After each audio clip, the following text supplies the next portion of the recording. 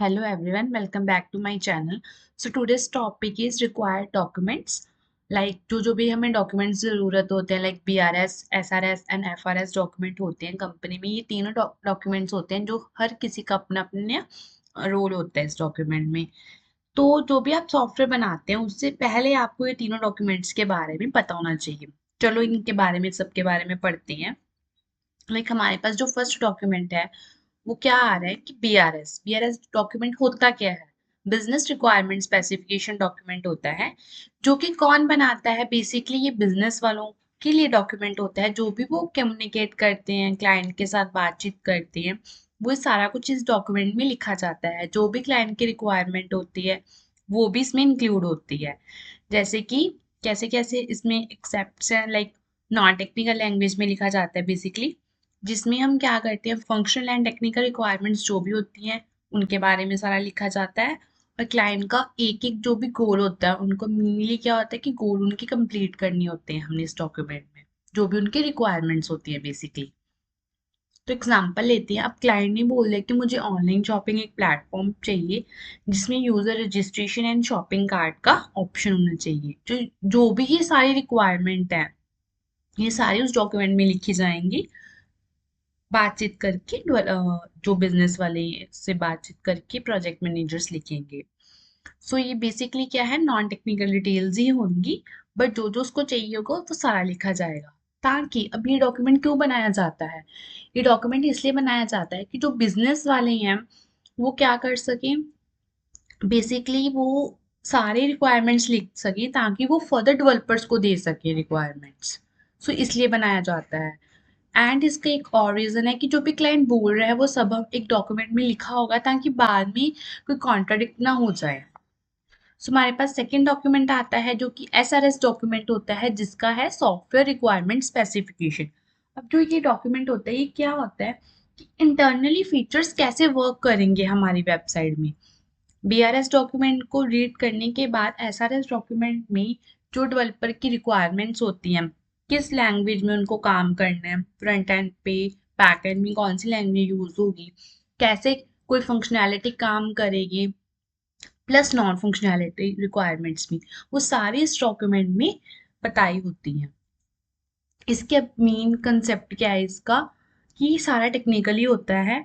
इसमें लाइक कैसे सिस्टम को बिहेव करना है, technical terms, diagram, use cases, interface कैसा होता है, वो सारा कुछ इस डॉक्यूमेंट में लिखा जाएगा। जो कि mainly developers and technical managers ही लिखते हैं। जो हाईली स्किल्ड डेवलपर्स होते हैं वो ही लिखते हैं ताकि जो उनकी जूनियर्स हैं वो इस डॉक्यूमेंट पे काम कर सकें। रिक्वायरमेंट्स बिजनेस वालों से लेने के बाद जो हाईली स्किल्ड डेवलपर्स हैं वो लिखते हैं।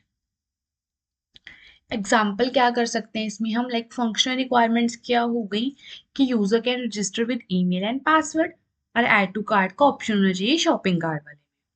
ठीक है। नॉन फंक्शनल रिक्वायरमेंट्स क्या होती है कि ये काम कैसे करेगा, जैसे कि लगा लो कि page must load in under 2 seconds, ये हो गई इसकी।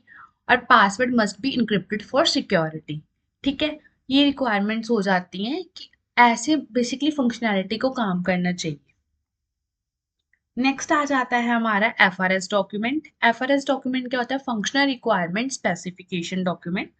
जो कि ये का जो कि क्या बताता है कि what features you need to check and how you can check. ठीक है। इसमें डिटेल फंक्शनैलिटी होती है। और इसमें क्या होता है, सिस्टम के बेसिकली सिनेरियोज वगैरह होते हैं कि कैसे बेसिकली टेस्टर्स को उस पर टेस्ट करनी है काम। जैसे कि ये सेमी टेक्निकल लैंग्वेज में लिखा जाता है। और इसमें क्या होता है, business language reference acts like a bridge between the business language and technical language. Business वालों के लिए और टेक्निकल लैंग्वेज जो भी होती है वो सारे इस डॉक्यूमेंट में लिखा जाता है, ताकि बिजनेस के रिक्वायरमेंट्स देखकर हम, जो डेवलपर्स ने काम किया वो देखकर जो टेस्टर्स हैं वो मेनली इस डॉक्यूमेंट पे काम कर सकें। सो बेसिकली ये किस पे फोकस करता है, फंक्शंस पर, फीचर्स पर, यूजर इंट्रैक्शंस पर। ठीक है। एंड इसमें क्या होता है, डिटेल होती है सभी के बारे में, जैसे टेस्टर्स को क्या अंडरस्टैंड करना है, डेवलपर्स ने क्या काम किया था, टेस्टर्स को क्या काम करना है, और इसमें बिजनेस एनालिस्ट की क्या क्या रिक्वायरमेंट्स थी, सब कुछ इस डॉक्यूमेंट में बताया जाता है। और नॉन टेक्निकल स्टेक होल्डर्स के लिए भी जो टर्म्स होती हैं, लाइक उनके लिए भी जो रिक्वायरमेंट्स होते हैं, वो भी सारे कुछ इस डॉक्यूमेंट में होता है। एग्जाम्पल देखो इसकी क्या हो सकती है कि अब एफआरएस डॉक्यूमेंट में क्या है, टेस्टर्स के लिए होता है, और जो ये एफआरएस डॉक्यूमेंट है बनाता कौन है, मेनली जो हाईली स्किल डेवलपर्स होते हैं। जब वो एसआरएस मतलब अपना डॉक्यूमेंट बना लेती हैं और वेबसाइट बन जाती है उनकी, तभी एफआरएस डॉक्यूमेंट आता है ताकि टेस्टर्स काम कर सके। एग्जाम्पल्स अब इसके क्या है, customer can register bye entering their name, email, phone number and password, पूरी डिटेल्स करनी है ना। और कस्टमर क्या कर सकते हैं, ब्राउज कर सकता है प्रोडक्ट को by category and apply filters. ठीक है, कस्टमर ऐड कर सकता है, अपडेट कर सकता है, रिमूव कर सकता है item card from the shopping card, और चेकआउट कर सकता है, पे ऑनलाइन कर सकता है थ्रू दी वेरियस कार्ड और यूपीआई। और उसके बाद जब उसने परचेज कर लिया तो उसको एक रिसीव ऑर्डर होना चाहिए कंफर्मेशन ईमेल का। सो ये सारी क्या है, एक तरह की फंक्शनैलिटीज हैं। Basically functional requirement specification documents में हमने फंक्शनैलिटीज को देखना होता है। So this is all about the 3 documents. Hope आप सबको ये समझ आ गया होगा। Thank you.